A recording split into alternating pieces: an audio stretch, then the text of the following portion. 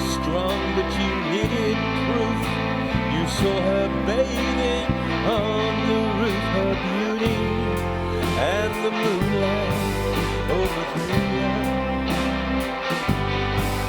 She tied you to a kitchen chair, she broke your throat and she cut your hair, and from your lips she drew the hallelujah. Hallelujah. Hallelujah. Hallelujah.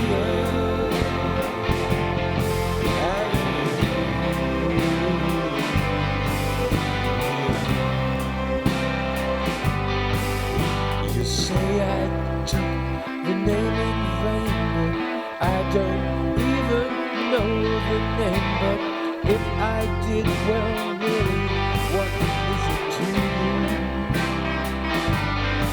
There's a blaze of light in every word. It doesn't matter which you heard, the holy or the broken. Hallelujah.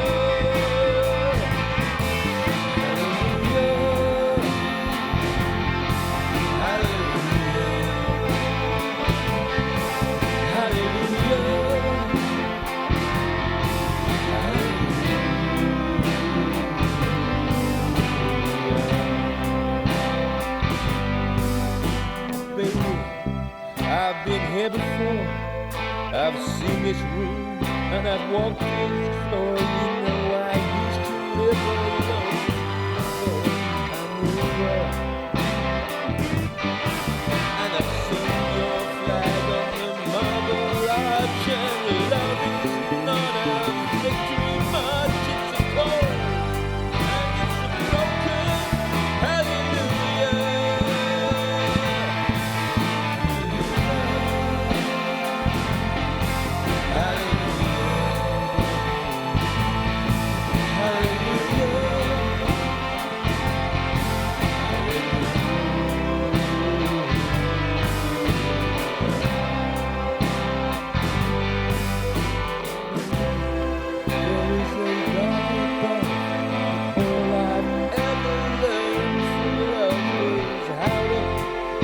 Somebody who I do well,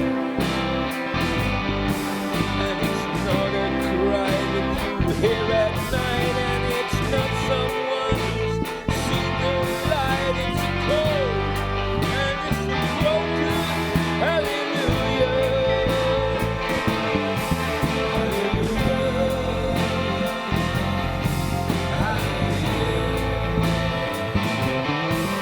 Hallelujah.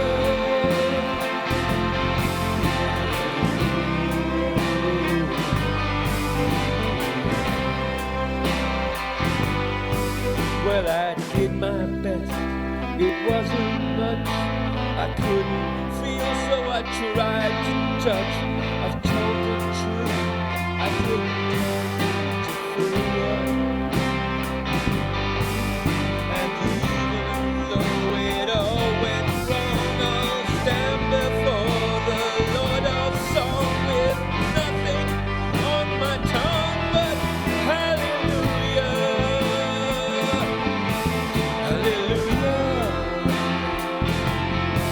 Hallelujah.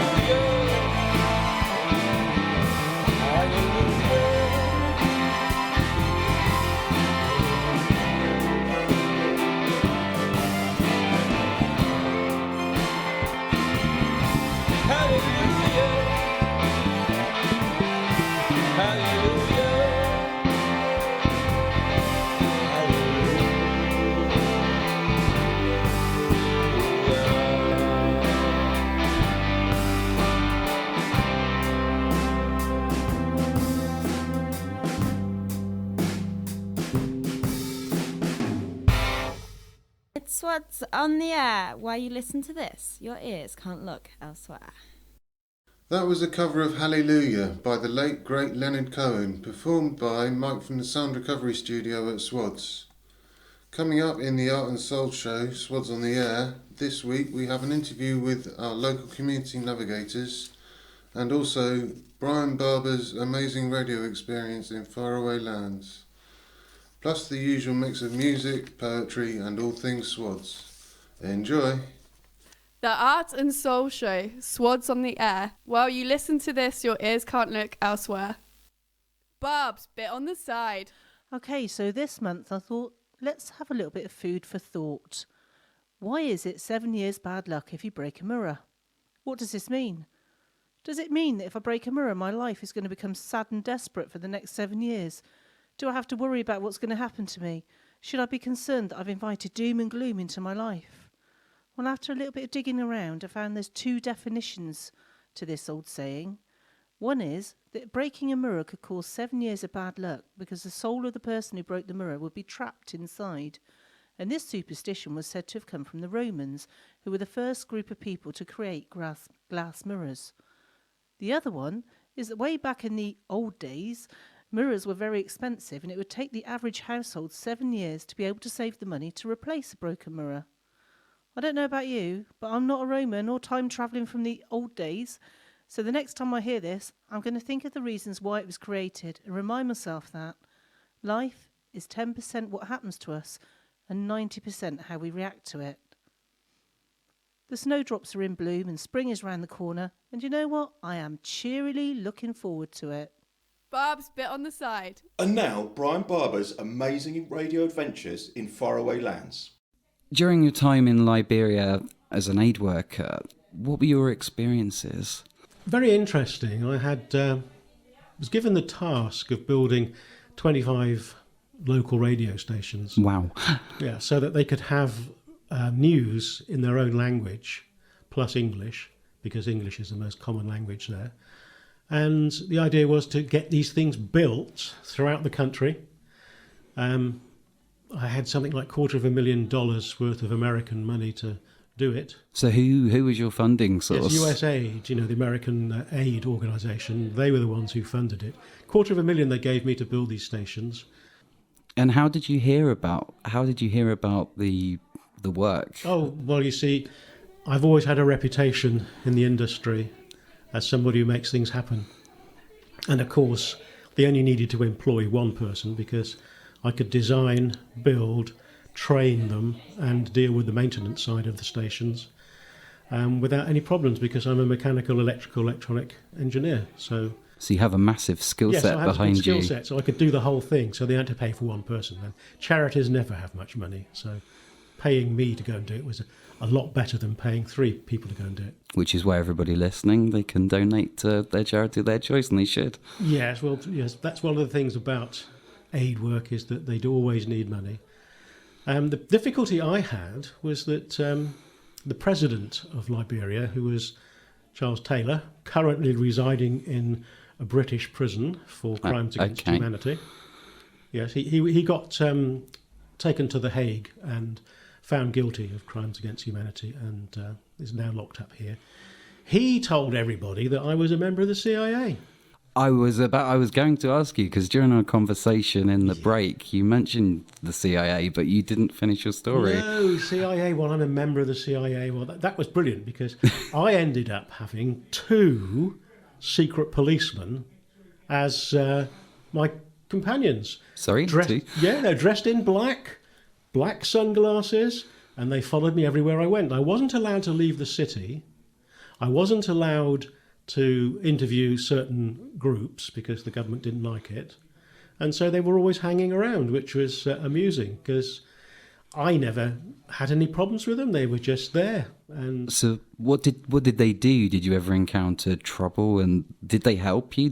Yeah, that was the good thing about having my bodyguards. They weren't really bodyguards, but they acted like it because I'd gone into town to have a cup of tea, and the tea they make there is brilliant. It's done by pouring from cup to cup, and they use evaporated milk, tea, and lots of sugar. And so you have this brown steaming glass of very sugary tea. And so I was drinking my tea, and this fellow came up and said, "Where are your papers?" And I thought, "I haven't got any papers. They're at home in my house." "You can't be in town without papers, otherwise you're obviously a spy."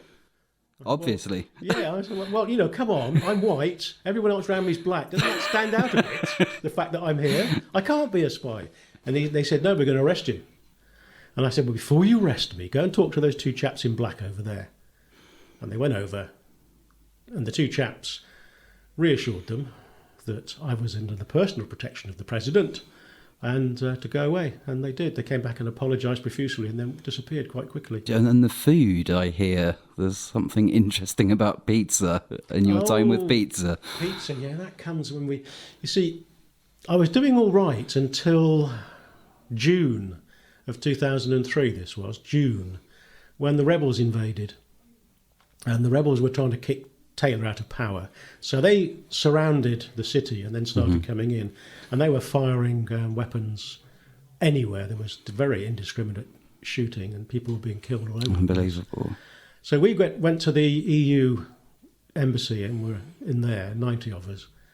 And the first 2 days we were there were quite good because we all had cell phones, and they never blow up cell phone towers because the militias and rebels have to use them to spread their commands around the system. So they can't damage the telephone network because they don't have military radio sets.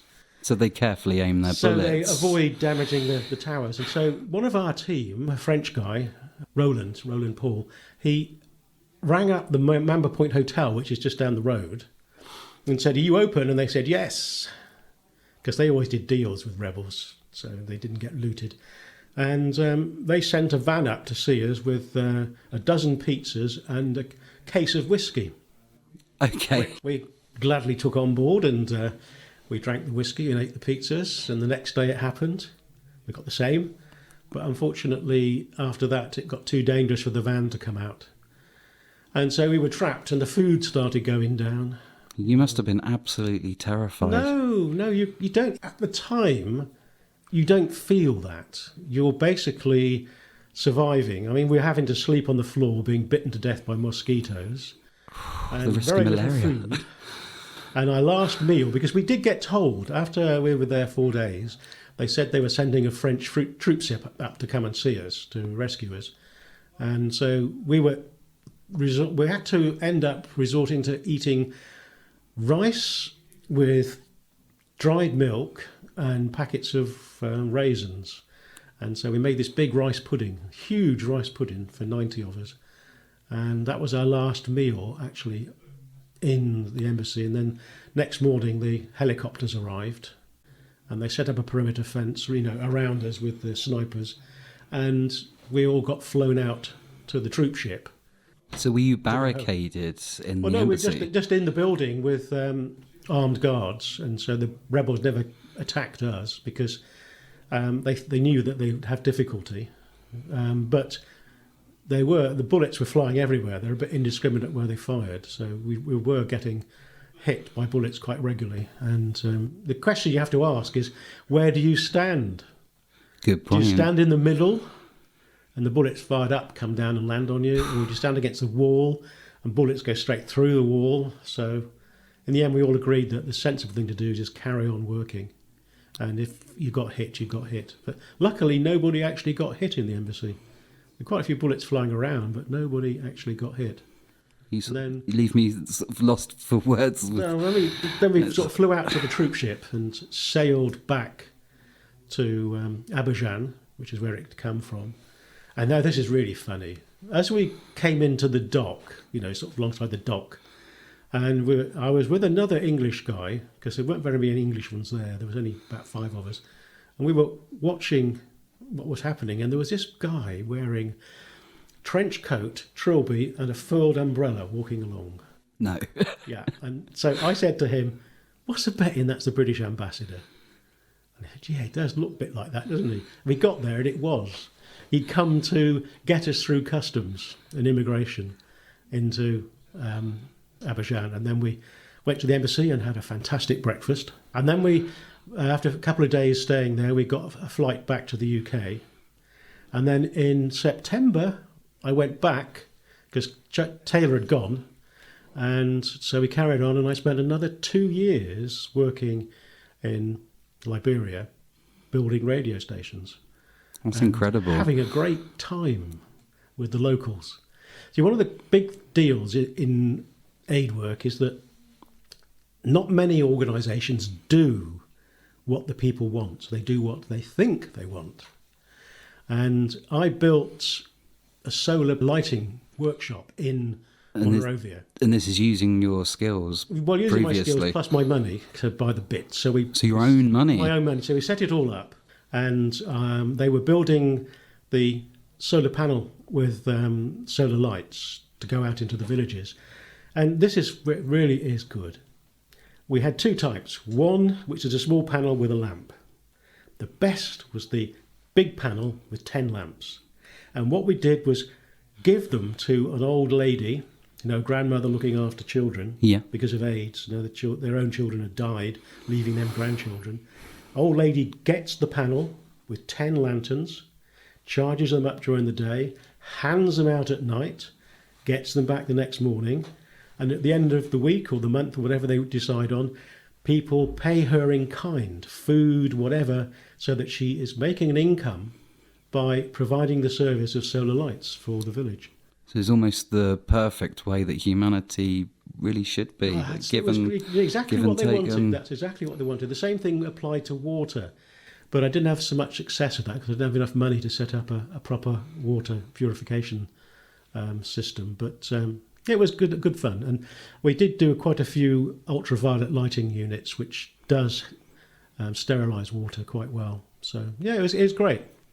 I mean, and what advice would you give to someone who wanted to become an aid worker and go out and help? Look on the web for aid agencies, smaller ones better than the bigger ones, and see whether their needs match your talents. Because aid workers are wanted all the time. And if you can find a small agency that's working in a small area, you can probably get on board. Sure. And in fact, in this area, there's a solar lighting workshop in Cricklade. I can't remember the name at the moment, but I'm sure you could Google. You can Google it, yeah, and they do a lot of solar lights around Africa and other places. That's amazing. That is one incredible story, and it's just amazing to see you here and looking so well after such an experience and many experiences. I will tell you more at another time because I've had some really interesting experiences in Sudan, Afghanistan, Nigeria, the Congo. So another time. Fantastic. I mean, we could go on all day. But anyway, we're going to have to wrap up because we're just about out of time. But thank you. And that's Mr. Brian Barber, a retired aid worker. Thank you. Maybe you would like to contribute to an Art and Soul show. If you are interested, please see our contact page on our website, www.swads.org.uk. And now Eve Golding with a cover of Yours.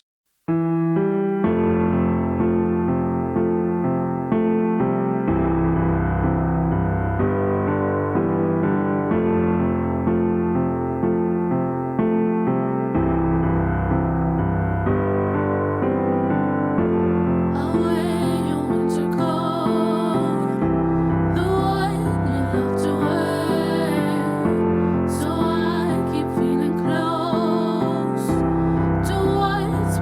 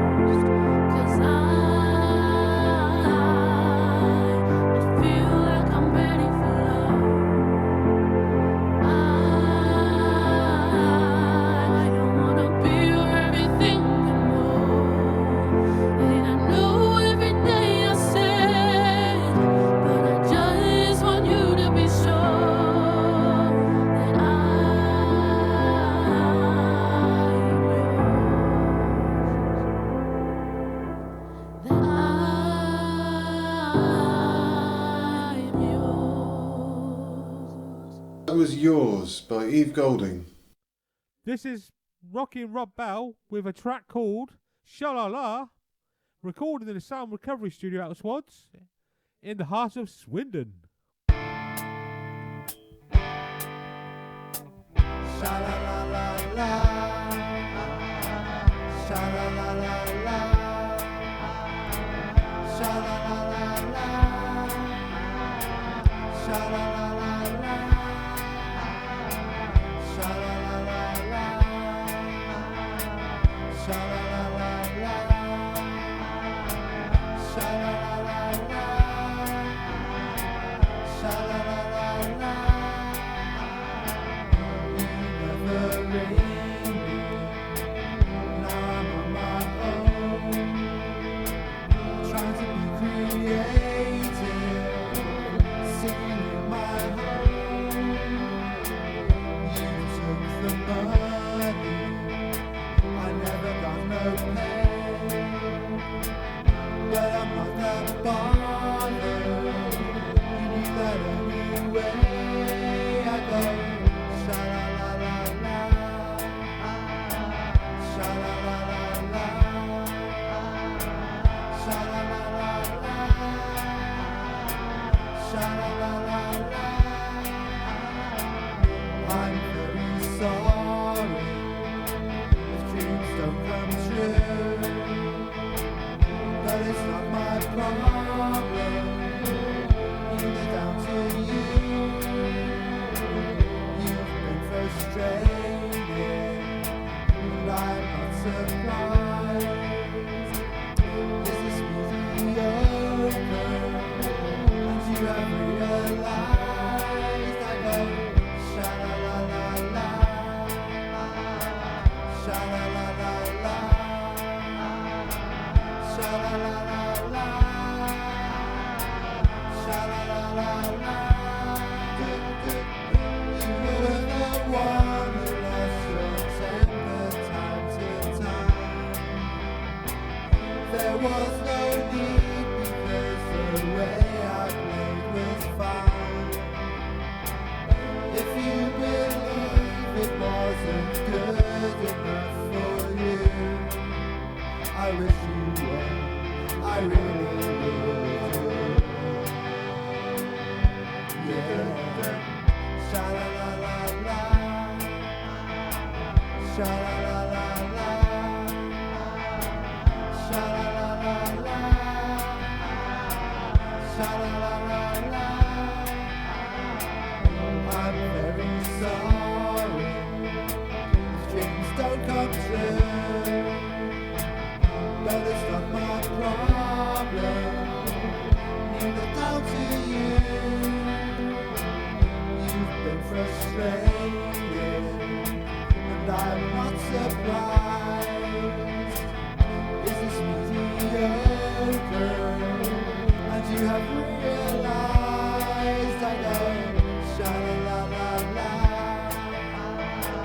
sha-la-la-la-la, sha-la-la-la-la,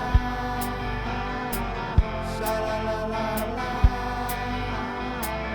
sha-la-la-la-la,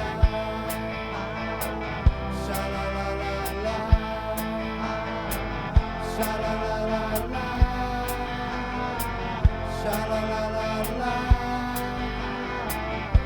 sha-la-la-la-la, sha-la-la-la-la, sha-la-la-la-la,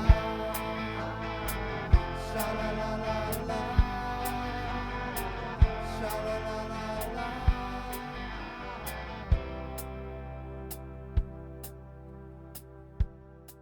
That was Sha-La-La by Rockin' Rob Bell.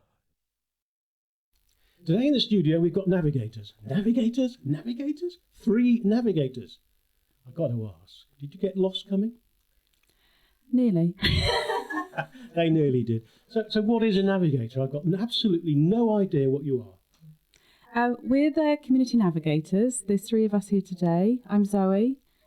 I'm Mary. And I'm Jan. We are part of the Community Health and Wellbeing team working for Swindon Borough Council. We're attached to GP surgeries and we work with people with long-term health conditions. Hi there, and I'm Dan. And I'd just like to introduce you. And it's Zoe, Mary, and Jan. Is that right? That's right. Yeah. Yeah, that's right. Basically, I was just quite curious in terms of who pays for the community navigator and sort of how did it start, really? The service is funded by the Clinical Commissioning Group, and we are employed by the borough, but it's employed by Clinical Commissioning Group in Swindon. How does somebody make use of this? Do you have to have your GP arrange it, or can you just go along to your surgery and say, I need a navigator? Yeah, for referrals, we get, it could be a GP or a nurse or anyone in surgery can refer to us, and then we pick that up and make an appointment to see the person. So is there any other access route to kind of get to you guys? That's the main route. For occasionally we do see people from the learning and disability team in the council. You've come here to explain what your organisation does. What does it do, Zoe? So the Community Navigator team is part of the Community Health and Wellbeing team in Swindon Borough Council.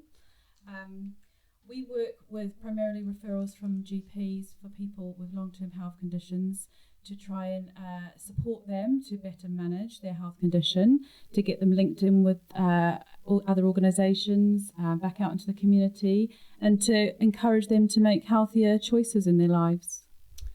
Hi, and who first proposed the idea in the beginning of creating the community navigator role? It's part of a national range of schemes which come under social prescribing, and it's based on the idea that quite often people go to see doctors when actually their needs might be more related to their social needs. We support the surgeries in alternative routes, so alternatives to medicine to manage long-term health. Jan, I'm confused. I always am. But, how does this differ from what the doctors can offer? Because I can say, go to my GP, and my GP will come up with, oh, you can go to one of these organisations that can provide you a service. Now, have you got the money to provide a service that the doctors aren't? Well, we're employed to support the GP surgeries, so we certainly, I think our main benefit is the amount of time that we can spend with a client. If you go into your surgery, you are pretty limited to, I think 10 minutes is, and that's, that's the maximum. So we can actually, when we go to see somebody, generally we're spending an hour at a time with someone, sometimes longer, and for initially for a period of say 6 weeks, and then that could be increased, but it is really person-centered led, so that our time that we spend with somebody really relies on assessing and getting the buy-in from that patient to know exactly what they want to do and how they can achieve it. So we are very goal setting. And where does your funding come from? We're funded at the moment by the CCG, but our services are changing a little bit, so it will come from central government soon. We're a bit sorry. It's just been announced, so we can't really be too specific about that. Embargo till Zoe, when you've got a person who's in your organisation, they come to you and they're extremely anxious and possibly depressed, how do you get them to start helping themselves? I think having a healthy conversation is a good place to start. Meeting the person either at their home or somewhere in the community where they feel safe, and listening to that person. A lot of people we work with have been let down by different services, or they feel they've been let down. So I think really listening to that person, first of all, and kind of understanding what they want, what changes they would like to see in their life, and giving them techniques and strategies perhaps to deal with their anxiety, breathing, journaling, lots of different ways that they can help themselves, reconnecting with nature, that sort of thing. You know, we talk to them about what they like to do before they were ill. So it's very in-depth stuff you deal with, basically. It is, yeah. And what health conditions do you assist with? Is it a whole variety or just specific? Quite a wide range of conditions, including physical conditions such as diabetes, heart conditions, and but also the mental health side, anxiety and depression. So the condition isn't that important in the way that we work, because it's more focused on what that person wants to do and how we can overcome the barriers of their condition and their health. But do they need to understand their needs? Because one of the things I've seen is that, particularly things like giving up smoking, you've got to actually want to give up before you can get anywhere. Same with drink. There's no point in saying, oh yeah, I won't have another drink, because until you actually hit rock bottom and make that decision, can you help people make that decision? This scheme is completely voluntary, so they don't have to engage in the project. And like we've said before, it's very person-focused, and it's completely led by them, really. So it's about changes that they want to make, because we can suggest things, we can give them information, but unless that person does want to make that change, they're not ready, you know, unless they themselves want to make the change. So, since you're under the health umbrella, well, how does that help with providing other services to people? So the Navigator team are a small part of community health and wellbeing within Swindon Borough Council. We offer lots of services that people can link into. Obviously, there's the Stop Smoking service that people can self-refer into. We've got health checks, which are a free service. We've got the health walks in Swindon, one of which is the biggest in England, the Haydenwick one. We've got the Special Olympics, we've got health ambassadors, we've got health befrienders, health champions. So there's a huge array of services that people can link into in Swindon. What we have got is a very wide-ranging programme of classes for gentle exercise. And I think a lot of our clients and people that we have contact with don't really see that exercise or activity is for them. But actually there's a lot of different ways that you can get involved in being more active. And it doesn't have to, you know, be the gym or running. There's a lot of good places for people to start off and get into doing something new that they haven't even considered before. How do you interface with the voluntary sector? We've built up a good relationship with the voluntary sector across Swindon over the length of the project. We work obviously very closely. We link lots of clients into services in Swindon, many of which are run by the voluntary sector. I'm thinking mostly we've got links with Mind Carer Centre, Alzheimer's and SWADS especially. I know Zoe and Mary have certainly brought two of their, or more than their clients there.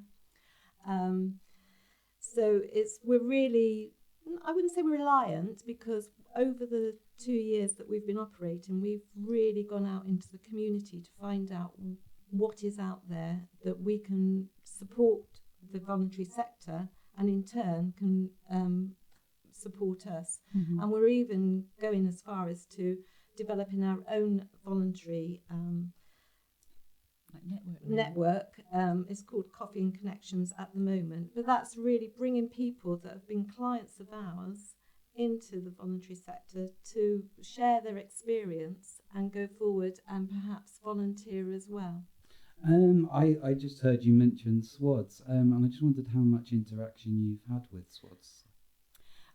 We've referred a few of our clients to SWADS. I had a wonderful experience of referring a client in recently to SWADS, and he came down to the studio, and unbeknown to us, he was very talented at the guitar, so that was great. And since coming to SWADS and seeing what services are available, he's actually gone back to full-time work, which was a fantastic achievement for him. It's absolutely amazing.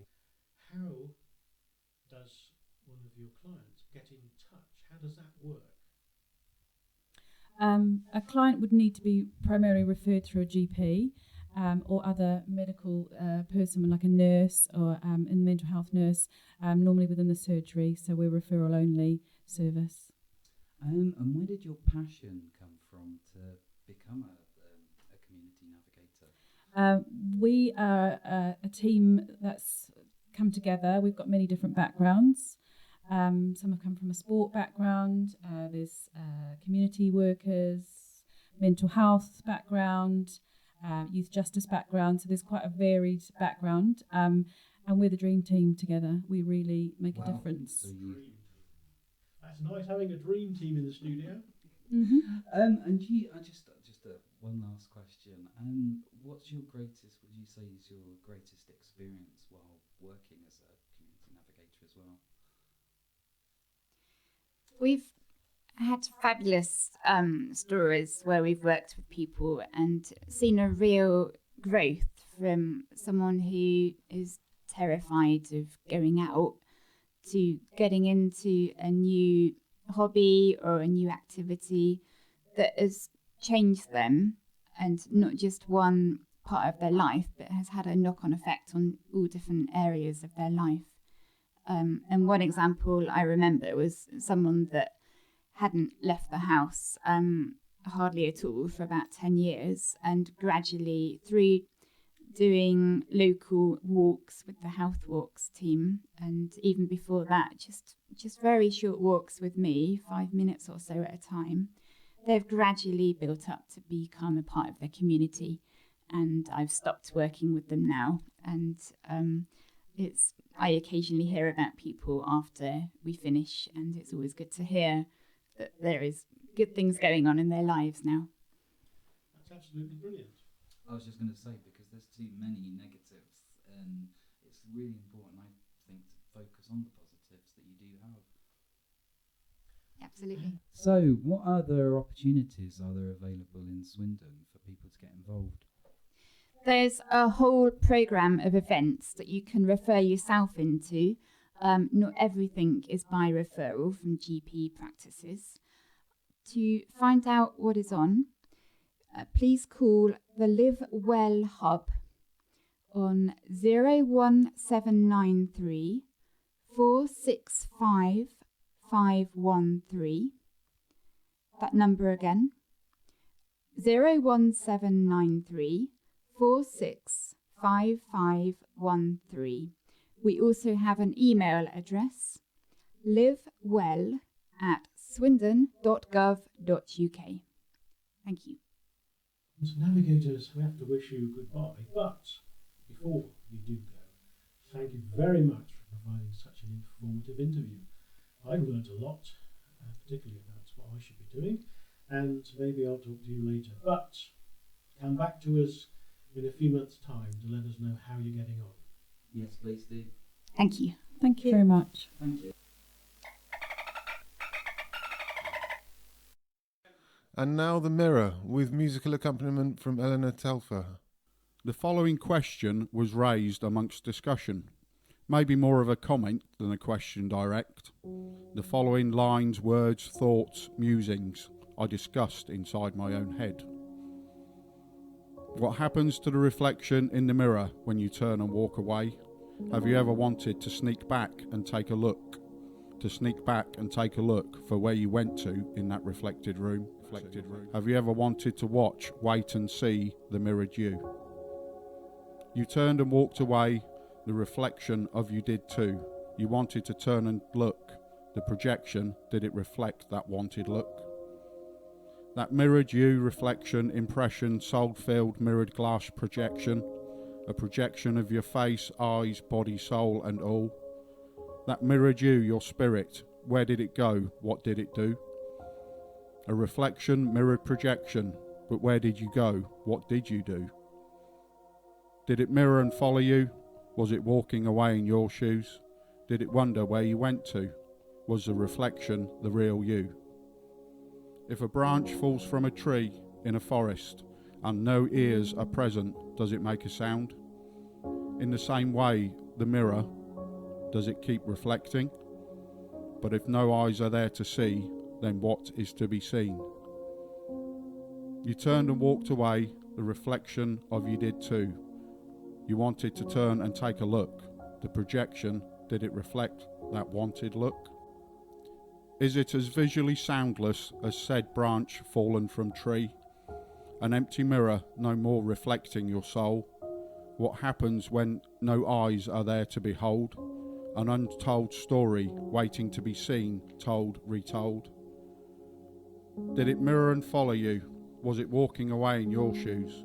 Did it wonder where you went to? Was the reflection the real you? What happened to the reflection in the mirror when you turned and walked away? Did your projection wait for your safe, comforting return?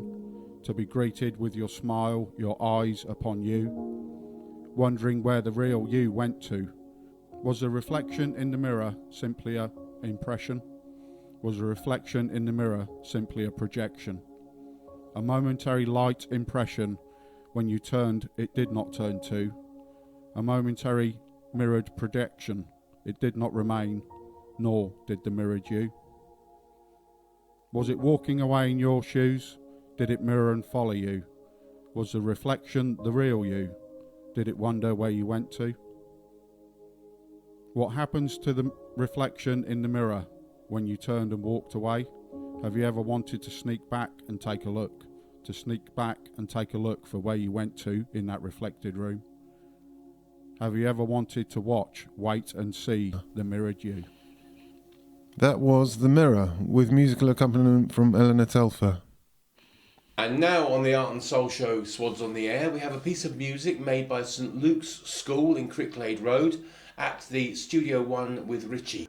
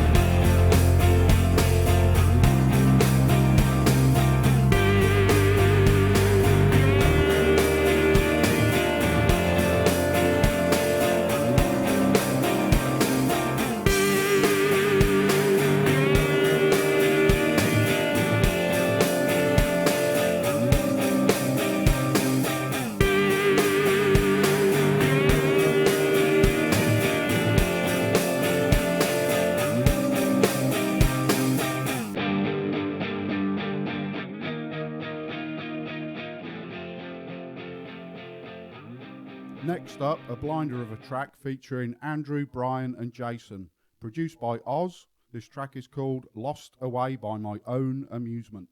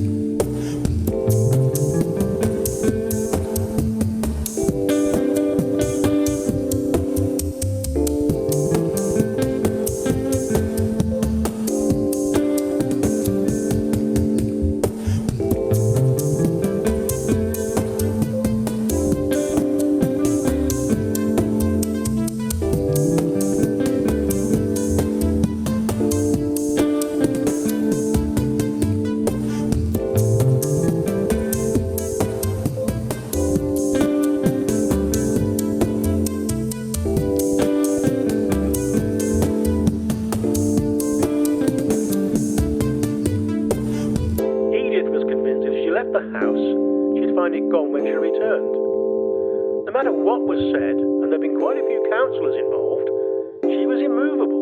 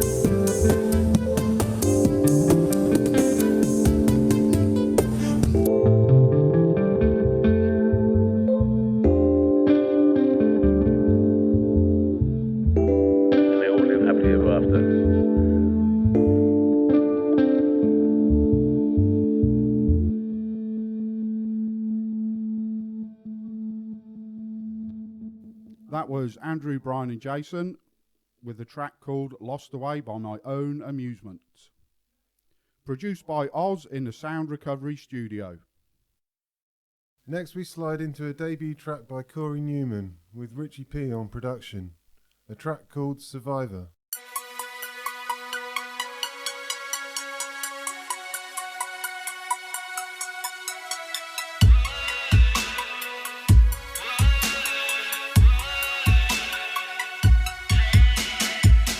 I can feel you here, even when you're gone, I can feel you near. I can feel your glow, I can feel your pulse. I can bring you on stage and still to show you how to stay correct. Clear my head, clean my ears, and hear your breath, and even there. You tell me wanna leave, beware, you're everywhere, be so I can be aware.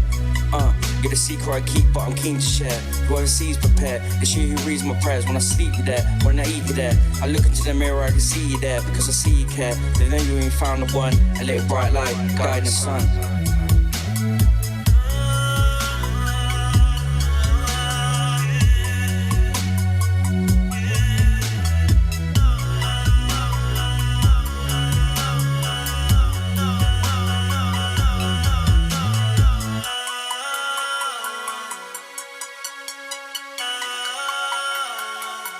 Check it out now. I found you, I was down and out. Chased my tail round and round. I was just about to throw in the towel. I was thinking about bowing out. I doubted your power, but I found it now. I doubted your power, but I found it now. No matter words, no matter how profound. Could deny your power when the shower's down. You gave me guidance, my life hit the roundabout. That little bright light from the lamppost shine from my window at night. Gave me enough light to write, and that's how I found you. That'll be the man I am now without you. That'll be the man I am now without you. You know when you found the one, that's when I found mine, the guiding sun.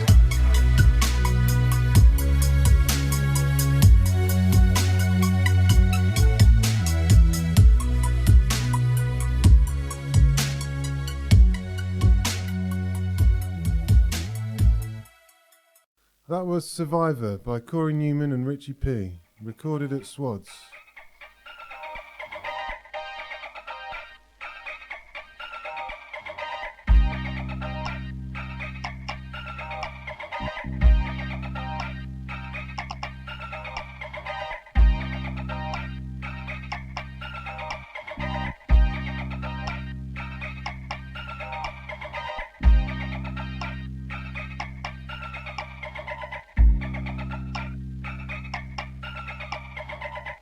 So that brings us to the end of the Art and Soul show, SWADS on the air for another month. Thank you so much for listening. We'll be back again at the same time, same channel next month. That's the first Tuesday of the month between 9 and 10 a.m. on Swindon 105.5. SWADS on the air. While you listen to this, your ears can't look elsewhere. Be lucky.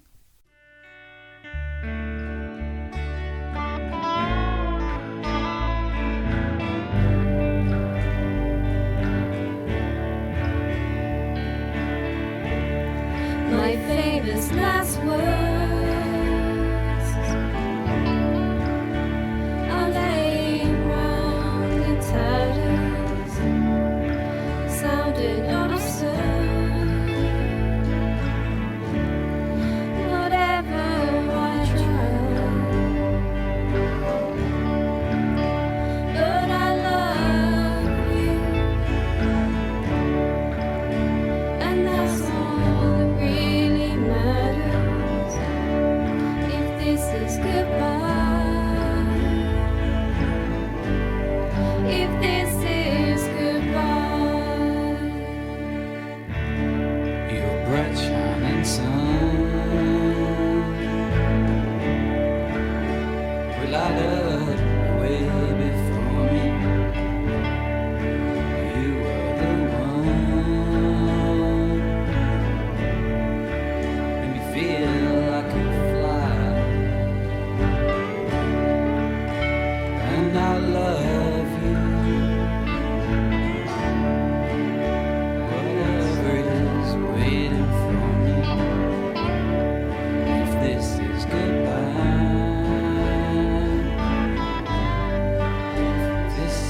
Goodbye.